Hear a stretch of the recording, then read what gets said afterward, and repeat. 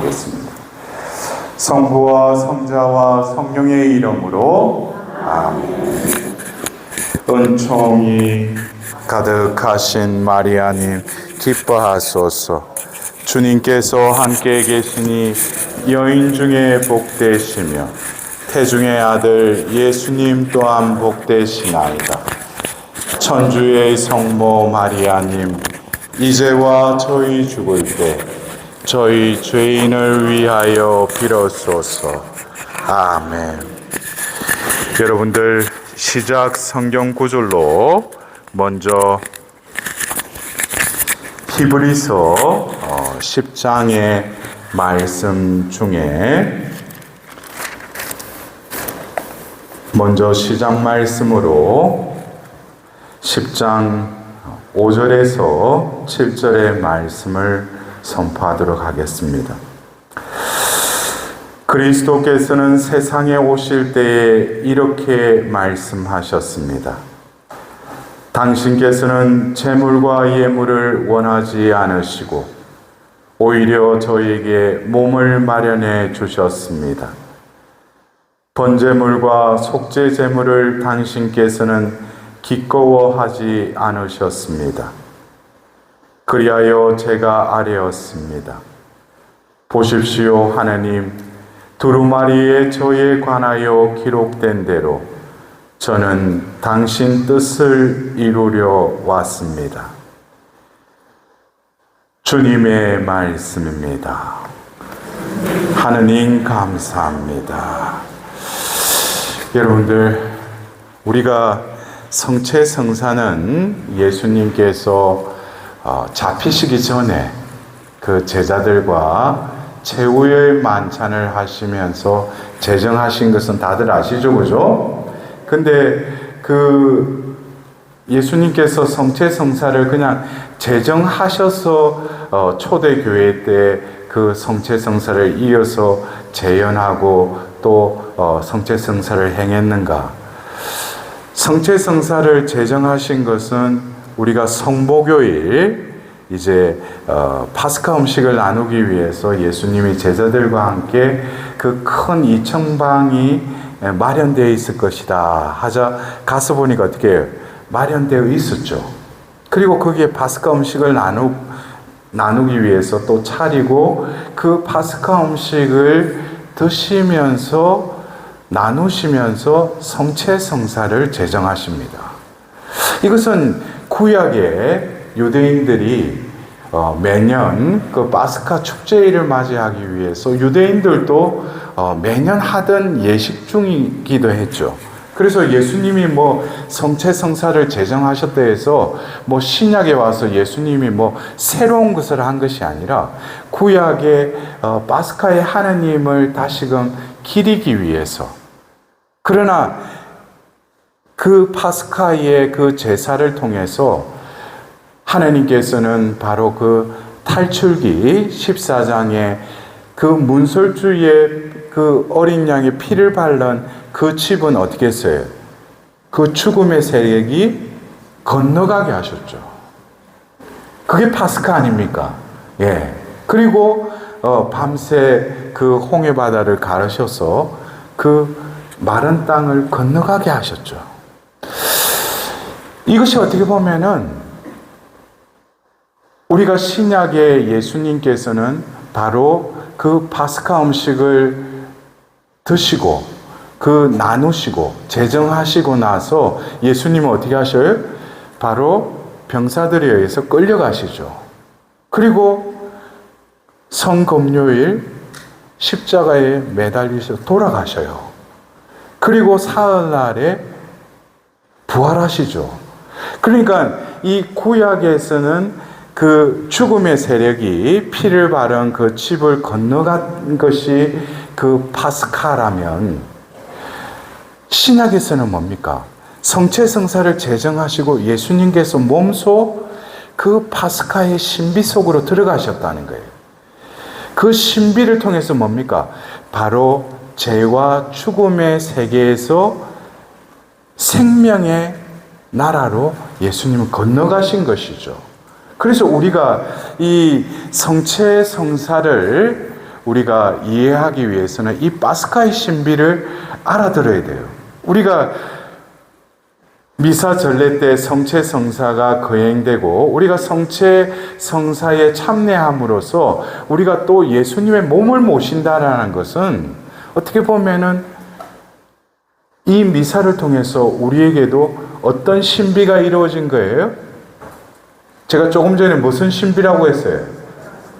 파스카 신비, 건너감. 그래서 우리가 미사를 드릴 때 처음에 개의식에서 우리가 참회식을 하죠. 가슴을 3번 치면서 제타시오 제타시오 하면서 통회를 하고 또 말씀을 듣고 그리고 성체성사를 통해서 예수님의 몸을 모십니다. 그래서 우리가 전례문에도 보면은 영성체후 기도에 신비의 영약이라고 이렇게 기도 바친 거 여러분들 기억나십니까? 우리가 신비의 영약, 파스카의 영약을 우리가 모셨다는 거예요. 그러면은 우리가 이 성체성사에 참여함으로써 또 예수님의 몸과 피를 모심으로 인해서 우리는 뭡니까? 우리도 파스카의 신비에 의해서 건너갔다는 거예요. 그래서 우리는 어떤 예식, 미사에 참여했다. 이 차원이 아니라 이 성체성사를 통해서 내가 바로 이 미사에 참여하기 전에는 어떻게 보면은 또 마지막 미사 드렸을 때의 그 파스카 신비가 내 가운데, 내 안에서 이루어졌는데 또 새 속에서 또 죄의 유혹과 죄를 지음으로 인해서 또 타락했죠. 그러나 하나님께서 이 미사를 통해서 뭡니까? 다시 건너가게 해주신다는 거예요. 이거는 엄청난 신비죠. 그러나 이러한 성체성사에 우리가 인간으로서는 생각하지 못하는 신비가 이루어졌는데도 우리는 그냥 미사 보고 왔대. 여러분들 그러죠? 우리 표현에 보면 오늘 미사 보고 왔다 이래요. 그 말에는 조금 우리가 한번 미사를 보고 왔대. 그러면 우리도 영화를 보고 왔다고 그러잖아요. 딱 앉아가지고 영화 보고 왔다 그러잖아. 예? 그럼 미사 보고 왔다라고 하는 것은 또 뭐예요? 가서 딱 자기 앉는 자리에 딱 앉잖아요. 보통 보면은 성당에 가면은 자기 앉는 자리가 다 정해져 있어.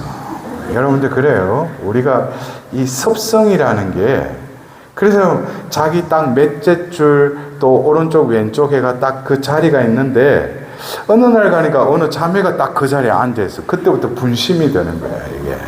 미사를 잘 보려면 나는 그 자리에 앉아야 되는데. 근데 미사가 이제 거행될 때도 보면은 그냥 보는 거예요. 참관하는 거지. 말씀이 선포될 때도 말씀이 나에게 아무런 감흥도 일어나지 않아요. 그리고 신부님이 강론을 할 때도 그냥 세상 생각하고 딴 생각해요. 그리고 뭐 봉헌예절하고 이제 그 성찬 전례에 들어가도 클라이막스인 뭡니까? 성령께서 이 자리에 임하셔서 사제의 그 말을 통해서 말씀이 우리 가운데 이루어지지 않습니까? 근데도 그런 것에 대한 내가 어떤 놀라움, 신비로움에 우리 영혼이 얼마만큼 민감해 있는가? 그냥 앉았다가 또 일어섰다가 앉았다가 일어섰다가 그냥 그러다가 뭐 또 줄 서가지고 나와가지고 그리스도의 몸 하면은 아멘 하고 가서 자리에 앉아가지고 뭡니까? 자기 원하는 지향만 주님 그거 아시죠? 그거 들어주세요. 여러분들 매일 미사책이 뭐예요? 지금 성체가 내 안에 오셨잖아요. 그러면은 그 그리스도와 일치를 이루는 침묵의 시간이에요. 그 시간이. 하나님은 내가 말을 올리기 전에도 이미 모든 것을 내가 원하는 거 다 알고 계셔요. 근데 이 미사를 통해서 이 성체성사를 통해서 하나님께서 궁극적으로 원하시는 건 뭐예요? 나와 하나 되고 싶다. 너는 나와 하나 되기를 원한다. 그것에 대해서 우리가 얼마만큼 이 성체성사의 효과, 그 위대한 이루심을, 그래서 예수님도 이 히브리서 이 말씀을 통해서 그 구약의 어떤 시편의 말씀을 또 인용을 하시면서 보십시오. 하나님, 두루마리에 저에 관하여 기록된 대로 저는 당신의 뜻을 이루러 왔습니다. 그래서 어떻게 보면은 이 미사 참례를 통해서 성체 성사를 통해서 우리는 뭡니까? 하나님의 뜻을 우리는 다시금 되새기는 것이죠. 하나님의 뜻은 뭐예요? 하나님을 아는 것이죠. 그리고 그분을 통해서 우리에게 영원한 생명을 주신다는 것을 내가 믿는 것이죠. 그것을 더 실존적으로 우리는 미사를 통해서 그리스도의 몸이 내 안에 오심으로 인해서 내 존재와 그리스도의 존재는 합일되는 거예요. 일치되는 것이죠. 이것은 엄청난 신비예요. 여러분들 어떻게 보면은 이 가톨릭 교회에서 갈라져 나간 그 형제들 보면은 여러분들 아시다시피 그 성체 성사를 뭐 어떻게 생각해요?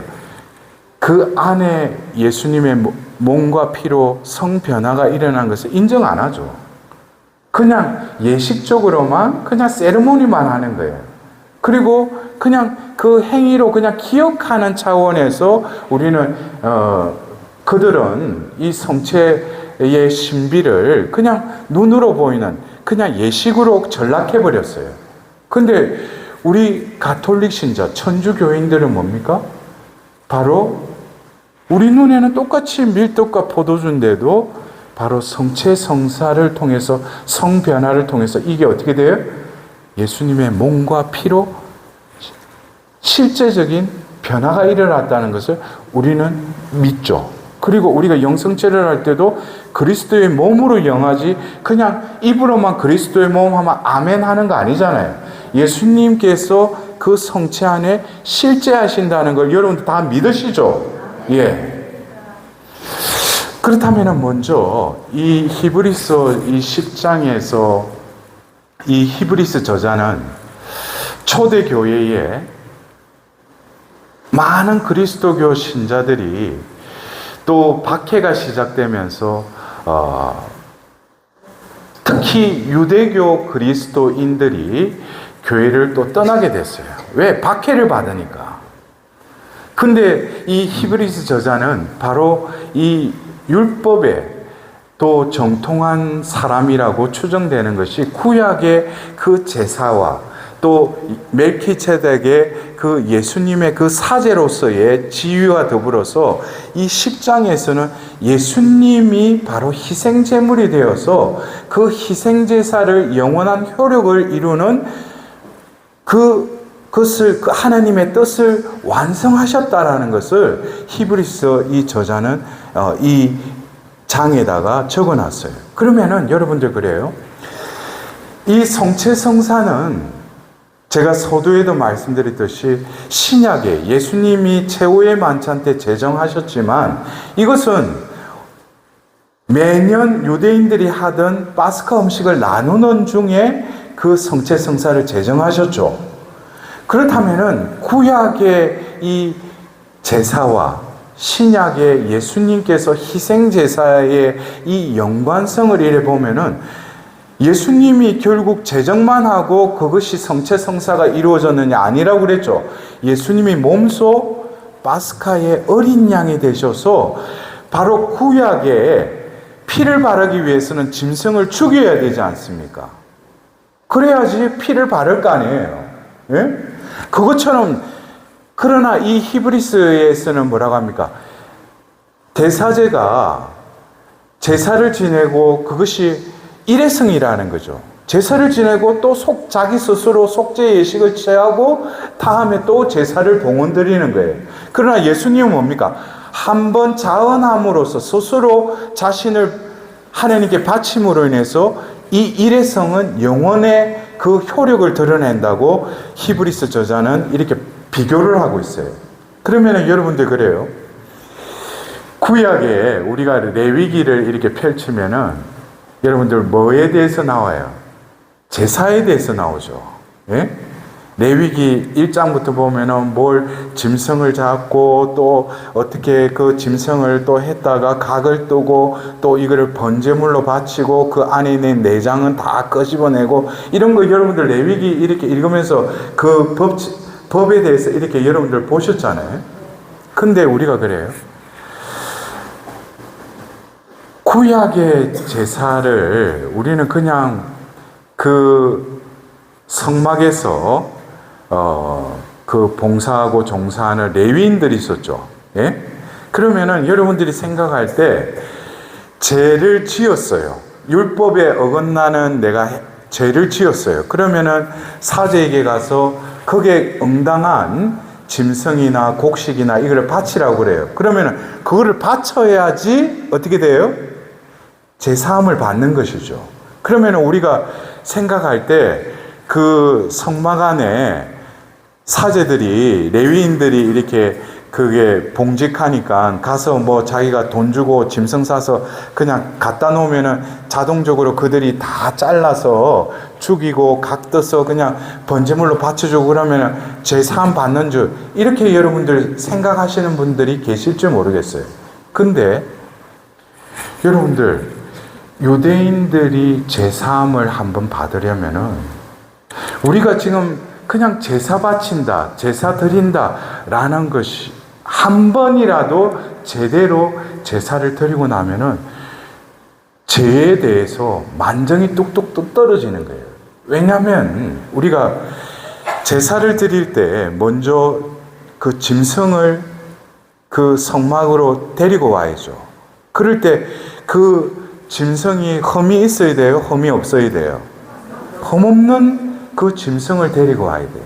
근데 여러분들 그래요. 한번 제사를 드리려 그 예루살렘 성전으로 올 때 먼 지방에서 자신이 그 짐승을 데리고 오다가 예루살렘 그 인근까지 잘 왔어. 근데 이게 짐승이 가다가 다쳐버린 거야. 뭐에 부딪혔다든지 뭐 꼬꾸라져 가지고 그러면 어떻게 돼요?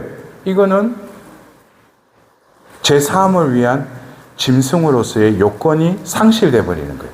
다시 그 짐승을 또 데리고 와야 돼요. 흠이 없어야 되는 거예요. 왜 흠이 없어야 되는가? 그것은 제가 조금 이따 말씀드릴게요. 그러면은 그 짐승을 이제 끌고 올 거 아니에요. 그럼 성막까지 와서 그 레위인한테 주고 자기는 돌아가느냐? 아니에요.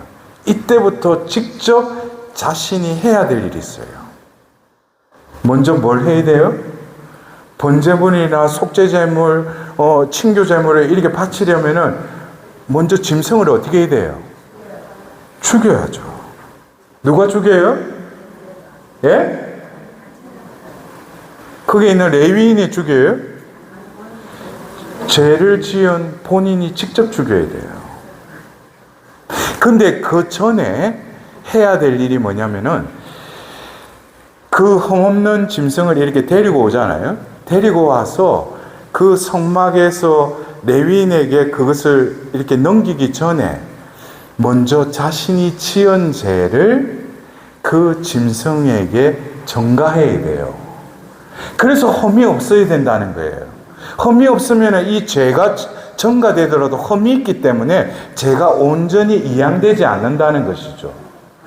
그래서 여러분들 이해가 되셔요? 흠이 없는 짐승을 왜 가져오라는가? 그 여기서 먼저 죄를 뒤집어 씌우는 거예요. 그 짐승에게. 그리고 나서 어떻게 돼요? 그 짐승을 직접 잡아야 돼요. 근데 여러분들 그래요. 우리 자매님들 만약 집에서 어떻게 닭 잡아보셨어요? 닭 모가지 비틀어가지고 닭 이렇게 예? 뭐까지 잡아봤어? 예?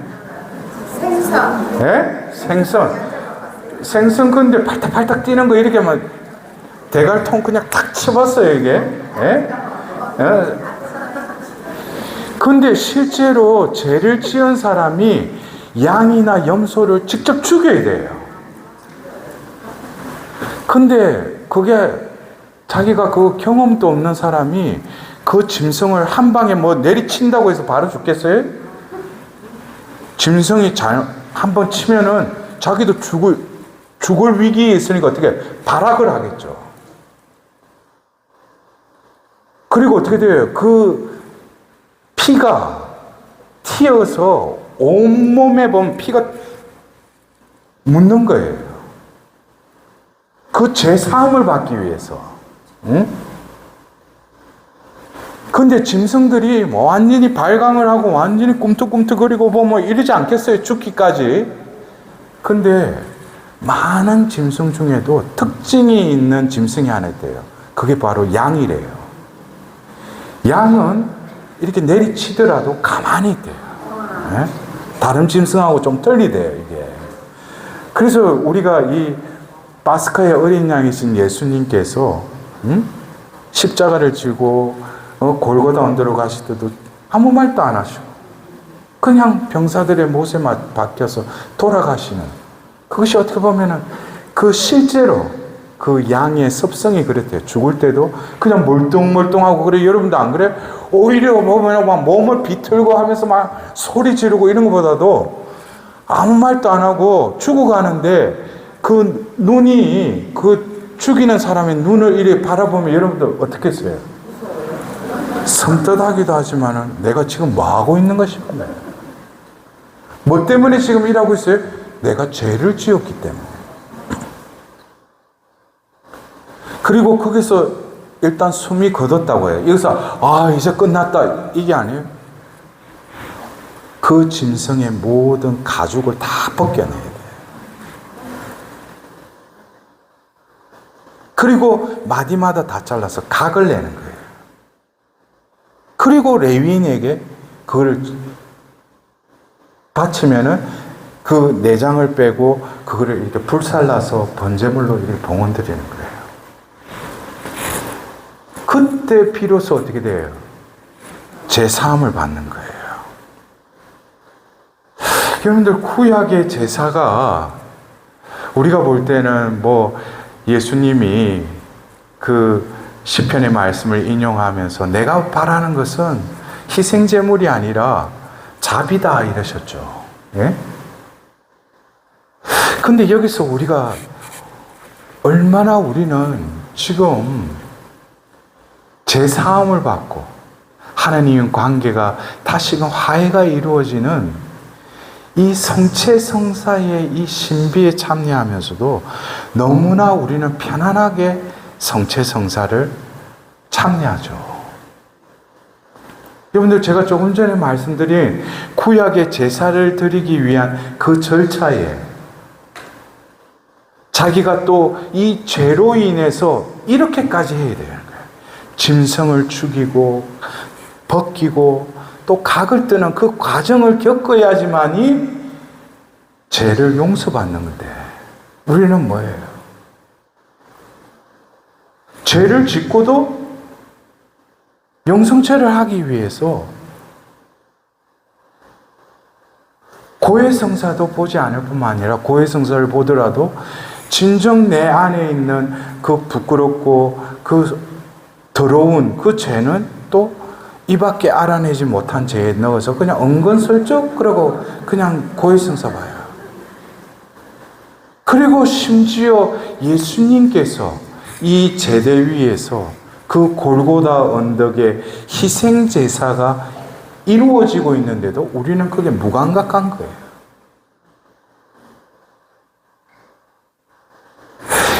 여러분들, 오늘 또 공교롭게 전례력으로 오늘 오상의 비오 신부님 기념일이지 않습니까? 오상의 비오 신부님이 생전에 이렇게 성체성사 미사를 드리는 모습을 보면, 그래서 새벽부터 그 수도회에 그 비오 신부님 집전하는 미사에 참여하려고 먼 곳에서, 저도 그 로톤도에 있는 그 카푸친 수도원을 한번 방문한 적이 있어요. 그리고 그 비오 신부님이 그 저녁 기도할 때 그때부터 어떤 손에 통증이 오면서 했던 그 자리도 가봤어요. 그 비오신 분님이 앉아서 가대에 그 기도 바쳤던 그 자리. 그리고 그때 갔을 때는 투명한 지금도 그렇지만은 시신이 썩지 않고 지금 이제 그대로 보존되어 있는 시신 앞에 가서 제가 그 비오신 분님께 또 기도하고 나서 그 미사를 드리는데 저도 이 성체성사를 거행한다는 게 여러분들 생각해 보셔요.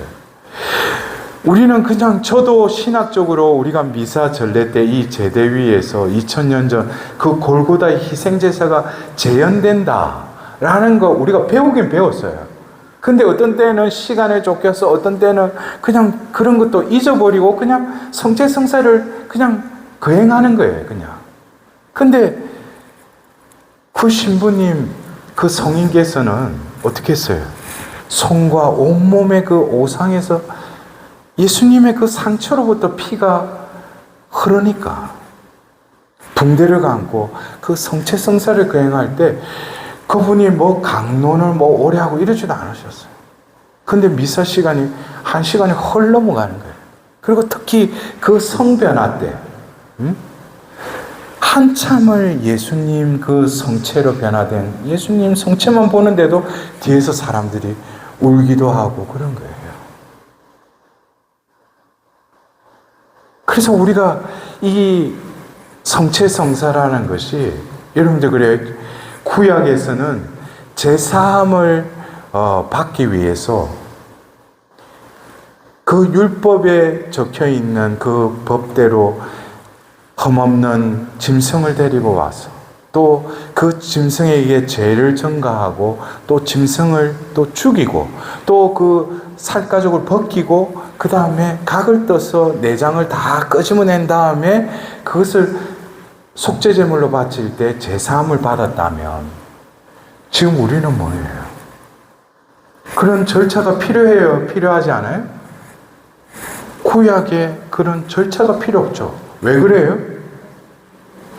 예수님께서 그것을 자신이 직접 속죄양이 되셔서 십자가에서 희생됨으로 인해서 그 한 번의 희생으로 영원한 효력을 드러내는 그 은총을 우리에게 건네주신 거예요. 그래서 우리가 이 성체성사의 한 번에 그 제대로 된 우리가 참내와 더불어서 그 파스카의 신비 속으로 들어간다면은 여러분들 그래요. 백인대장의 그 고백 한 말씀만 하소서 제 종이 나으리이다. 근데 우리는 바로 영성체 하기 전에 우리는 그 백인대장의 그 고백을 다시금 우리는 재현하지 않습니까? 한 말씀만 하소서 제 영혼이 곧 나으리다. 그 전에 우리가 이 개정되기 전에는 제 영혼이 아니라 제가 곧 나으리다 그랬죠. 예? 여러분들 그래요. 여러분들 뭐 솔깃한 단어 중에 하나가 치유 그러는데 성체성사를 우리가 제대로 이해하고 단 한 번에 내가 미사에 제대로 참여해서 내 몸과 마음을 다해서 하나님께 이 백인대장과 같은 그 믿음으로 그 믿음을 고백하고 나서 성체를 영하고 그리스도와 하나 되면은 우리가 어디 병 낫고 뭐 내가 하는 그 치유와는 차원이 다른 내 존재가 완전히 재창조된다는 거예요. 영성체를 통해서. 창조주이신 그분이 사람이 되셨을 뿐만 아니라 이제 성체성사를 통해서 죄인인 이 피조물 안에 임하신다는 거예요. 그리고 엄청난 신비예요.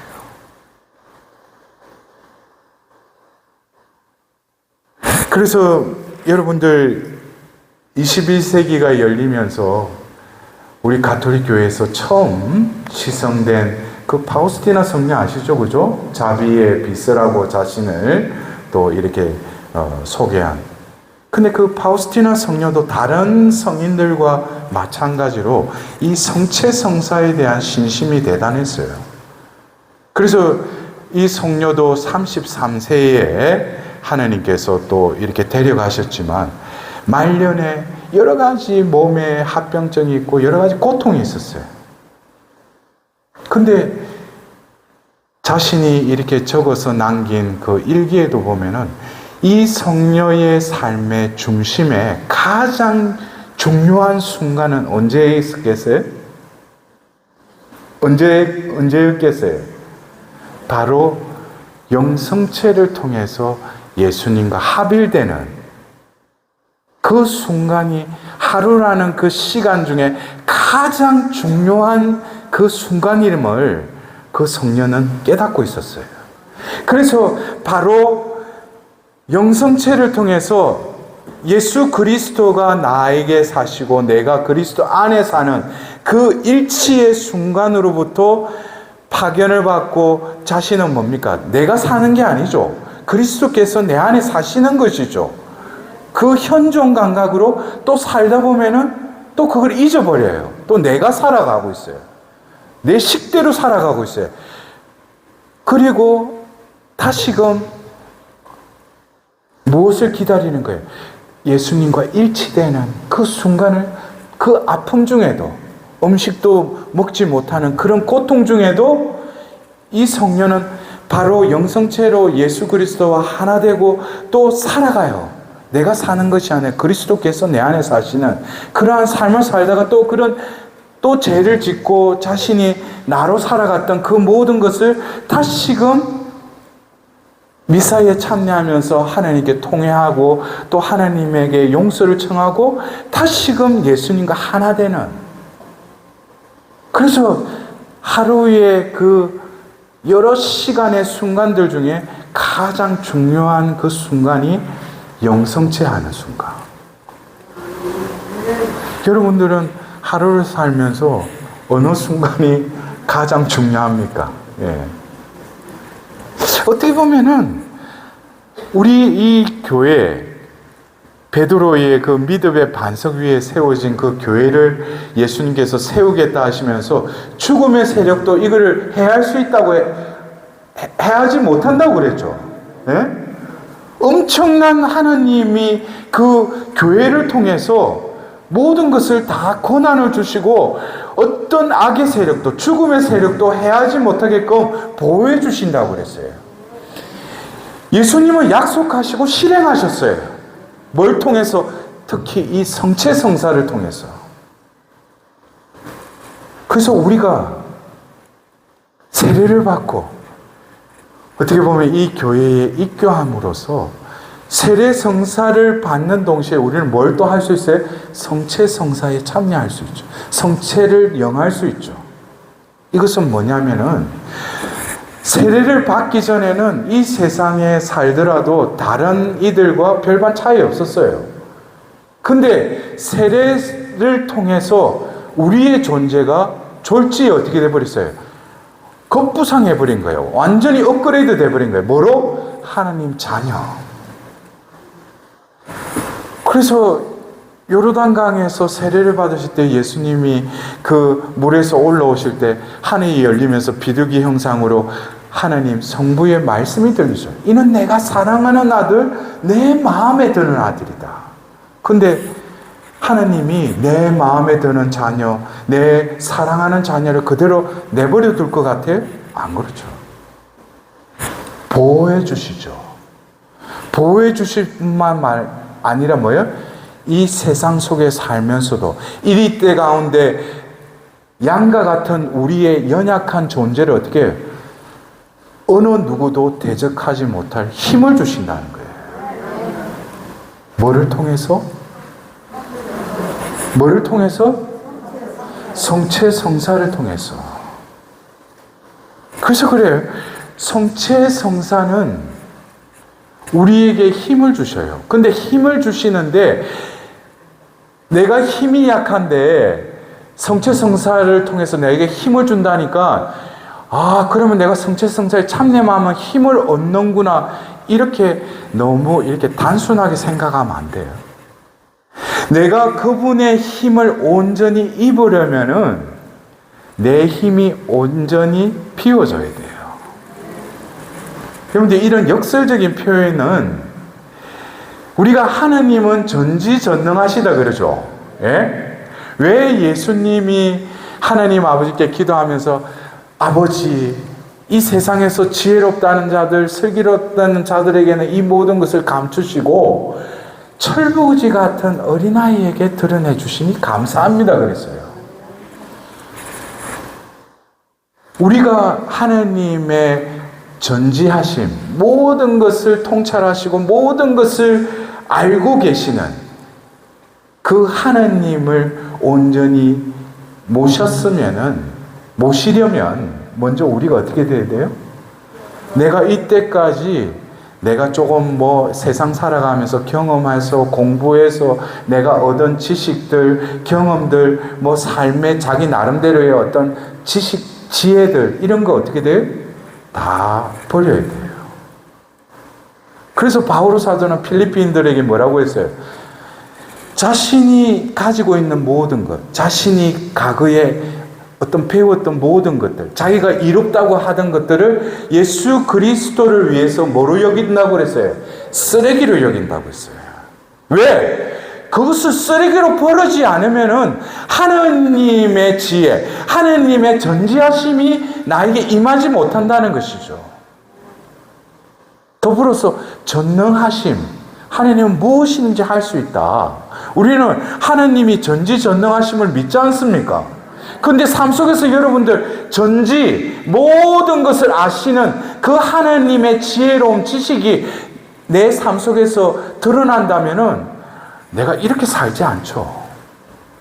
뭐가 더 중요한지, 뭐가 삶의 가장 우선적인지를 내가 깨닫는 거예요.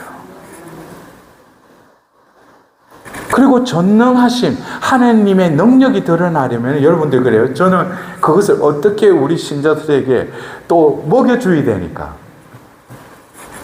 우리가 차를 타고 가는데 자기 차가 경유차예요. 근데 경유차에 휘발유를 넣으면 돼요, 안 돼요? 그건 잘 안 해. 그럼 휘발유 차에다가 경유를 넣으면 안 돼. 안 되지. 차가 고장 나버리죠. 여러분들 그래요. 전능하시다라고 할 때 하나님의 힘이 내 안에 온전히 임하시고 그 힘이 드러나려면은 우리의 힘은 보잘것없어요. 자신이 아무리 영양제, 보약을 먹는데도 조금 힘쓰다도 보면 힘은 금방 떨어져 버려. 근데 우리가 성체성사를 통해서 우리는 힘을 받았다라고 할 때 하나님의 힘이 나를 통해서 드러나야지. 가서 복음을 전하여라 할 때 내 힘으로 전하는 거예요? 아니죠. 내 안에 임하신 그리스도의 힘으로 복음을 전할 때 열매가 있는 것이죠. 그럴 때 경유에 휘발유를 넣으면 차가 고장나듯이 내 힘을 온전히 하나님께 소진해버려야 돼요. 내가 할 수 있는 것은 아무것도 없다라는 것을 입으로뿐만 아니라 내 존재가 얼마나 무력함을 하나님 앞에 인정하고 시인할 뿐만 아니라 그것에 대한 굳은 믿음이 있을 때 하나님의 전능하신 힘이 내 안에 머물기 시작해요. 그럴 때 내가 할 수 없는 일도 하게 돼요. 그래서 제가 어떤 때 우리 특히 어머니, 우리 자매님들에게 그래요. 여러분들 기도를 할 때 하나님은 전지전능하신데 왜 자녀들 위한 기도를 할 때 주님 아시죠? 좋은 대학, 좋은 직장. 하나님 전지하신 분이셔요. 또 전능하신 분이에요. 그렇다면은 올바른 자녀들을 위한 기도를 한다면은 자녀들에게 어떻게 내가 어느 대학 나서 어디 유학도 갔다 오고 뭘 알고 스펙을 쌓아서 입사할 때 경력 이런 거 적고 그것은 세상을 살기 위해서 또 필요한 어떤 수단이기도 해요. 근데 근본적인 자신의 삶을 움직이는 것은 바로 하나님께서 나를 대신해서 내 안에 머무실 때 너는 무엇이든지 할 수 있다고. 그러면은 자녀들을 기도할 때 현세적인 것을 기도하기 이전에 그 자녀가 뭡니까? 하나님의 전지전능하심을 깨달을 뿐만 아니라 내가 아는 것보다도 하나님의 지혜에 의지하고 내 능력보다도 하나님의 능력에 의지하고 의탁하는 자녀가 될 수 있도록 어머니가 계속 그런 중재 기도를 바칠 때 그 자녀가 변화가 일어나는 거예요. 그래서 지혜로운 부모 밑에는 또 지혜로운 자녀들이 나옵니다. 그러려면 어떻게 돼요? 여러분들이 먼저 지혜로워져야 돼요. 그러려면은 지혜로워지려면은 예수님은 그러셨어요. 당신 뜻을 이루려 왔습니다. 그랬어요. 당신 뜻을 이루려 왔습니다. 근데 당신 뜻을 이루시는데 예수님께서 갈릴레아 호숫가에서 또 세간에서 여러 가는 길에서 그 제자들을 불렀죠. 그 제자들을 불렀어요. 불러서 나를 따라라 그랬어요. 근데 그들이 예수님을 따랐어요? 안 따랐어요? 따랐죠. 그리고 바로 예수님이 이제 당신의 뜻을 이루려 예루살렘에 올라갈 때 어느 날 그 제자들끼리 뭐 수근수근거리면서 논쟁이 일어났어. 그래서 예수님이 가서 물어봐요. 너희들 왜 싸우느냐? 왜 논쟁을 하느냐? 그러니까 무슨 문제로 싸웠다고 했어요? 누가 더 크냐? 그러니까 예수님은 아버지의 뜻을 이루기 위해서 이제 죽으러 가시는데 제자들은 나를 따라라 해서 몸뚱아리는 따르는데 마음은 딴 데 있는 거예요. 예수님 덕 입어서 예수님이 뭐 말하는데 보니까 뭐 하나님 나라가 서게 되면 하나님 나라 비유로 계속 이야기하니까 아마 저분이 예루살렘에 올라가면은 분명히 로마 세력을 처이기고 저분한테 능력이 있으니까 뭔가 그분의 방법으로 죽었던 라사로도 살렸다면은 하나님, 예수님이랑 충분히 그걸 하실 수 있다. 그러면서 뭐예요? 그분의 나라가 서면은 그들 가운데 뭐예요? 누가 더 크냐? 그래야지 뭐예요? 오른쪽 왼쪽에 앉을 거 아니에요. 그래서 제자들끼리 논쟁만 했을 뿐만 아니라 바로 야고보와 요한의 어머니가 등장하죠. 미세스 제베데오. 그래서 어느 날 와가지고 도저히 안 되겠으니까 이제 예수님께 와서 청탁 비스무리하게 말을 하잖아요. 우리 아들 2명 중에 하나는 오른쪽 왼쪽. 우리 전형적인 우리 어머니들의 모습이야. 그러니까 예수님이 그러죠. 너희들이 내가 마시게 될 잔을 너희들 마실 수 있겠느냐? 그러니까 또 마시겠대. 내가 막 출세하고 그 자리에 앉는다면 다 마시겠대. 근데 결국에 그 첫 순교자가 바로 요한의 형이 첫 순교를 하잖아요. 그 잔을 마시긴 마셔요. 근데 그게 아버지께서 허락하셔야 된다고 그러죠. 근데 우리가 살아가면서 그래요. 이 성체 성사를 이해하는 데 있어서도 중요한 것은 아버지의 뜻이기 때문에 예수님은 골고다 언덕에서 그 희생제사의 속죄양이 되셨고 온전히 아버지께 그것을 바치셨어요. 아버지의 뜻이니까. 그리고 아버지의 뜻은 예수님은 십자가에 그냥 재현되어서 그냥 죽는 그 순간까지는 예수님이 인간으로 태어난 최후의 협력이었어요. 아버지의 뜻에 대한. 그러나 아버지의 뜻은 그것으로 끝난 게 아니죠. 죽으셔서 처참한 그 상처투성인 시신을 무덤에 안치했는데 사흘날에 그 새벽녘에 그 여인들이 가서 보니까 뭐예요? 무덤이 비어 있었다는 거예요. 그래서 우리가 어떻게 보면은 오늘 성체성사를 이해하기 위해서 우리가 그래요. 한편으로는 우리가 미사 참여하면서 우리가 어떤 하나님께 감사 미사 지향, 또 무슨 청원 지향, 또 그리고 자신의 어떤 특별한 지향을 위해서 미사를 봉헌합니다. 그것은 어떻게 보면은 레위기에 나오는 제사의 어떤 그 성격이 죄를 사함받기 위해서 제물을 드리는 경우가 있고, 어떤 경우에는 하느님께 감사해서 친교 제물을 드리는 경우도 있고, 여러 가지 어떤 사람이 또 고마워서 또 하느님께 그 예물을 드리는 게, 그것이 어떻게 보면 지금 우리가 미사 성제에 참여할 때 미사 지향과 비스무리해요. 근데 구약에서는 내가 그 짐승을 데려와서 죽이고 그 벗기고 각을 떠서 그걸 그래야지 제사함을 받았다면은, 신약에서는 그럴 필요가 없죠. 바로 이 제대 위에서 다시금 뭡니까? 2000년 전 골고타의 희생 제사를 이 제대 위에서 대리자인 사제를 통해서 뭡니까? 예수님이 직접 이 제대 위에서 죽으시고 묻히시고 부활하시는 파스카의 그 신비가 재현된다는 거예요.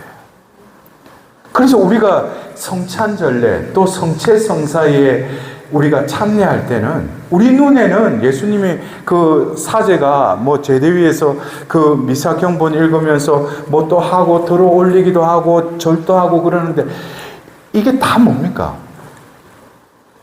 2000년 전 그 골고타의 희생제사가 지금 여기서 이루어지고 있다는 거예요. 근데 짧은 순간에 어떻게 해요? 바로 사제의 말을 통해서 그 밀떡과 포도주로 봉헌된 것이 성령의 힘으로 에피크레시스, 성변화가 일어남으로써 예수님의 몸과 피로 변화가 일어나죠. 그건 한순간이에요. 근데 하느님은 그 변화를 그 한순간이라도 이룰 수 있는 분이시죠. 그렇다면은 우리에게서 그래요. 하느님은 당신 뜻을 이루기 위해서 이 성체성사를 통해서 완성하셨어요. 그러면 우리가 하느님의 자녀로서 성체성사에 참여하고 성체성사를 또 그 효과를 온전히 우리 삶 속에서 드러내려면은 바로 예수님과 같은 마음 자세로 임해야 된다는 거예요. 여러분들 그러려면은 오늘 여러분들 그래요. 성체성사는 바로 하나님의 뜻을 이루기 위해서 예수님이 이루신 것이 바로 성체성사이기도 해요. 근데 여기서 그래요. 여러분들, 성체는 바로 우리가 한국어로 이렇게 번역하자면 성체는 거룩한 몸이죠. 예? 그리고 그리스도의 몸이죠. 근데 여러분들 그래요. 성체는 내가 세례를 받고 처음 영할 때는 바로 그리스도의 몸이었어요. 예? 그리고 우리가 매번 성체 성사 때 영성체를 할 때 그거는 그리스도의 몸이에요. 근데 그 그리스도의 몸인 동시에 우리는 이제 신앙인으로서 그리스도의 몸을 보는 동시에 또 무엇을 봐야 됩니까? 나의 몸을 봐야 돼요. 나의 몸. 성체는 그리스도의 몸이지만 나의 몸이기도 하다는 거예요. 여러분들 이런 가르침은 처음 들었죠? 제가 뭐 어디 해괴망측한 가르침을 하는 것이 아니라, 왜냐? 성체성사의 궁극적인 목적은 제가 아까도 말씀드렸듯이 그리스도께서 우리 안에 사시기 위해서 성체성사를 이루셨어요. 아시겠습니까? 그래서 우리가 요한복음 그 13장에 세 계명을 주시고 나서 성체성사를 그 공간복음에 제정하시고 나서 제자들의 발을 씻기고 나서 15장에 바로 예수님께서는 포도나무와 가지의 비유의 말씀을 하셔요. 거기 보면은 어떤 말씀이 계속 되풀이 돼요. 너희는 내 안에 머물러라. 그리고 내가 너희 안에 머무르면 많은 열매를 맺게 해주리라. 이것은 예수님이 그 파스카의 그 제사, 성체성사를 제정하시고 나서 요한복음서에만 나오는 그 요한복음 15장에는 계속 머물러라 그래요. 머물러라. 너희들이 내 안에 머무르면 나도 너희 안에 머무르겠다. 그러면은 많은 열매를 맺게 해주겠다. 그것이 여러분들, 우리가 영성체를 할 때 예수님이 내 안에 오시잖아요. 그러면은 예수님은 분명히 내 안에 머무르시죠. 그것에 대한 감각을 여러분들이 이제는 영성체를 하고 나서 내가 주님 아시죠? 이번 미사지향 그거 위해서 그거 주님 꼭 들어주셔야 돼요. 그게 아니고 영성체를 통해서 그리스도께서 내 안에 임하셨죠. 그러면 그분이 내 안에 머무신다는 것을 내가 의식해야 돼요. 그리고 또 어떻게 되면 내가 그리스도 안에 머물러야 돼요. 그래서 여러분들 오늘 우리가 추기를 맞이하는 오상의 피오 신부님이 그 영성체 후에 바치셨던 그 기도문 여러분들 아시는 분 계실 거예요. 근데 그 기도문의 핵심은 그거예요. 예수님께서 내 안에 머물러 달라는 거예요. 이게 어떻게 보면은 그냥 세리머니로 예식으로 성체 성사를 그냥 기억하고 그냥 빵과 포도주 해가지고 그냥 나누는 그런 다른 데서 하는 그게 아니라 가톨릭 교회에서의 성체 성사는 실제로 예수님이 내 안에 오셔서 머무신다는 거예요. 더불어서 신자인 우리들은 그 성체성사의 효능이 온전히 드러나기 위해서는 예수님이 내 안에 머무시는 것을 먼저 의식할 뿐만 아니라 나도 그리스도 안으로 들어가야 돼요. 그럴 때 포도나무의 가지로서 여러분들 그래요. 가지가 아무리 용선들 열매를 맺을 수 있어요? 나무에 붙어 있어야죠. 근데 나무에 붙어 있다고 해서 저절로 열매가 맺어지는 거 아니에요? 그 뿌리로부터 토양의 그 영양분이 뿌리를 통해서 줄기를 통해서 올라오죠. 올라와서 그 가지에 어떻게 돼야 돼요? 전달이 돼야죠. 근데 여러분들 그 요한복음 15장의 그 서두에 보면 그래요. 가지에 붙어 있어도 열매를 맺지 못하는 그 가지는 다 잘라버리겠다고 그랬어요. 여러분들 보십시오. 그냥 가지가 포도나무에 붙어 있는데 왜 열매를 맺지 못하겠어요? 여러 가지 원인이 있을 수 있지만 죽은 가지일 수 있고, 근데 겉으로 보면은 가지가 제대로 붙어 있고 살아있는 것 같아. 근데 뭡니까? 우리와 예수님의 관계를 본다면은 예수님은 성체성사를 통해서 우리에게 임하셨는데 우리에게 하나님의 그 영원한 생명의 능력이 전달이 안 되는 거예요. 왜 그렇겠어요? 나로 살아가니까. 나로 가득 차 있으니까. 그러니까 그 나무에 붙어 있긴 붙어 있는데 그 가지에 뭐가 전달이 안 되는 거하고 비슷해요? 영양분이 전달이 안 된다는 거예요. 영양분이 전달이 되면은 가지가 하는 것은 그냥 영양분이 그냥 자신을 통과해서 흐르는 것만 느끼면 돼요. 그것만 의식하면 돼요. 그것이 뭡니까? 바로 바오로 사도가 갈라디아서 2장 20절에 그 말씀을 늘 나는 그 말씀을 상기하고 그 말씀대로 살아가려고 해야 돼요. 이제는 내가 사는 것이 아니라 그리스도가 내 안에 사신다. 그 말을 하기 전에 어떻게 해요? 나는 예수 그리스도와 함께 십자가에 못 박혀 죽었습니다. 이거를 동시에 우리가 느껴야 돼요. 내가 살려고 할 때 아니지. 내가 사는 것이 아니라 내 옛 인간은 그리스도와 함께 죽었지. 그리고 이제 나는 하나님의 새로운 피조물로서 이 미사를 통해서 이 성체성사를 통해서 예수님이 나에게 임하셨을 뿐만 아니라 이제 나는 그분의 은총이 흐르는 그 비어있는 관이 되어서 하나님의 은총이 흘러가게끔. 그럴 때 여러분들 그래요. 예수님의 그 세 계명이 내가 너희를 사랑한 것처럼 너희도 서로 사랑하라. 그렇게 주셨죠. 세 계명을. 근데 여러분들 그래요. 사랑하라고 그러니까 자꾸 우리가 한국의 말로는 사랑하라고 그러니까 내가 사랑을 해야 될 주체인 줄 자꾸 그렇게 헷갈려요. 사랑하라 그러니까. 근데 여러분들 그래요.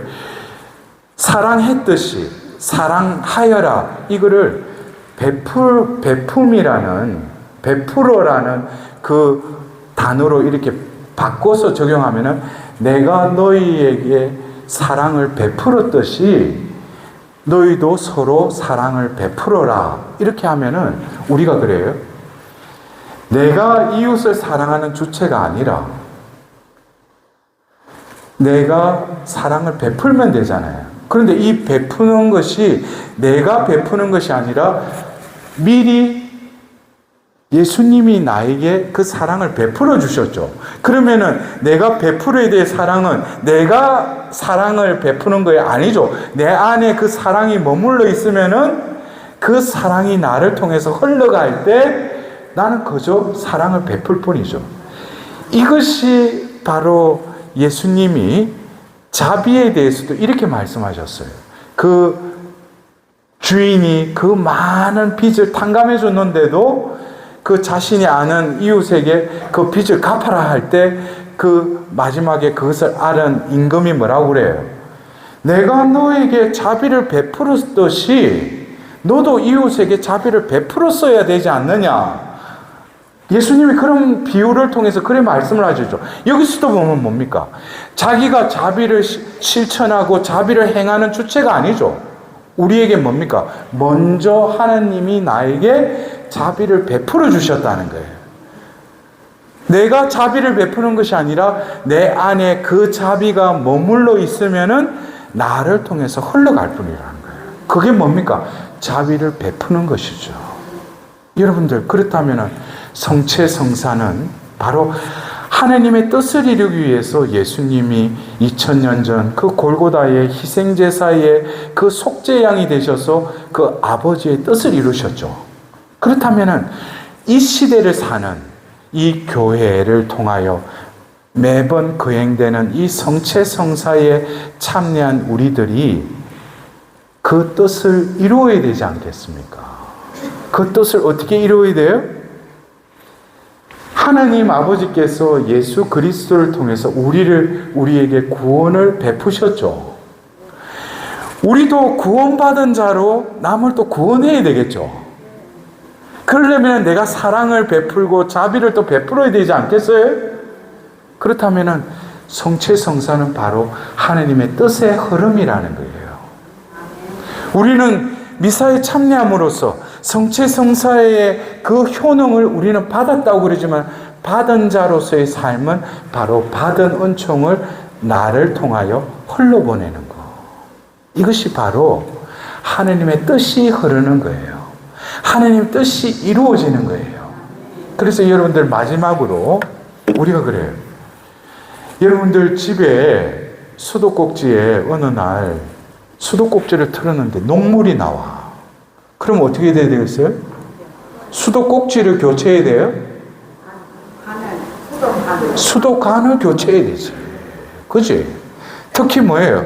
상수도보다 하수도, 눈에 안 보이는 땅 밑에 그 관이 오래되면은 처음에는 깨끗한 관이었는데 어떻게 돼요?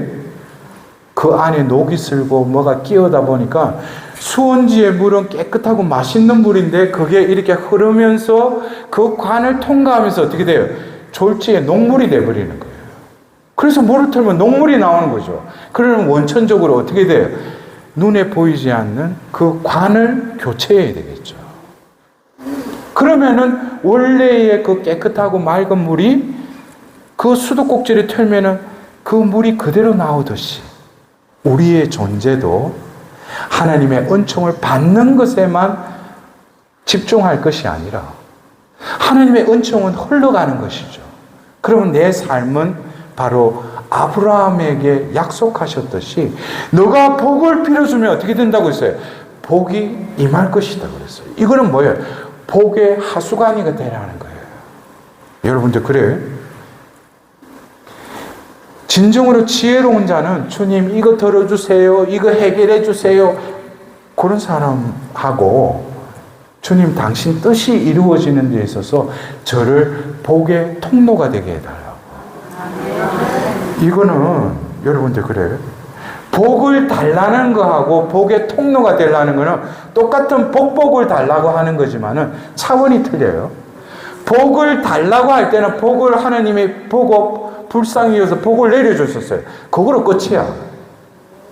그런데 복의 통로가 되게 하려 하면은 하나님은 복을 계속 부어줄 수밖에 없어. 왜? 그 통로에 그 축복이 흘러가야 되니까. 근데 여러분들 그래요? 고인물은 썩는다 그러죠. 우리가 자꾸 받으려고만 하면은 그 복을 자기 것으로 삼으면 그래서 어느새 썩은 물이 돼버려요. 근데 그 복이 계속 흘러가는 내가 하나님의 복의 통로로 살게 해달라고 하면은 자신의 존재는 늘 프레시한 신선한 복이 늘 가득가득 머물러 있어요. 그게 흘러 넘친다는 거예요. 그래서 우리가 성체성사를 통해서 뭘 자꾸 이루어 달라고 할 것이 아니라 주님, 당신이 아버지의 뜻을 이루기 위해서 그 성체성사를 우리에게 이루어 주셨듯이 이 시대에 신자로서 하나님 자녀로서 이제 하나님의 복의 통로로 살게 해달라고. 나를 어떻게 사람들이 해꾸지하고 모함하고 받게 할지라도 주님 당신의 복이 흐르게 해달라고. 그럴 때 하나님께서는 성체성사의 그 엄청난 그 신비의 영향으로 나를 통해서 구원의 도구로 쓰실 뿐만 아니라 나에게는 뭡니까? 영원한 생명을 주신다는 것입니다. 여러분들, 오늘도 우리 가운데 하나님의 뜻을 이루기 위해서 우리를 또 불러주시고 우리가 매번 감사합니다.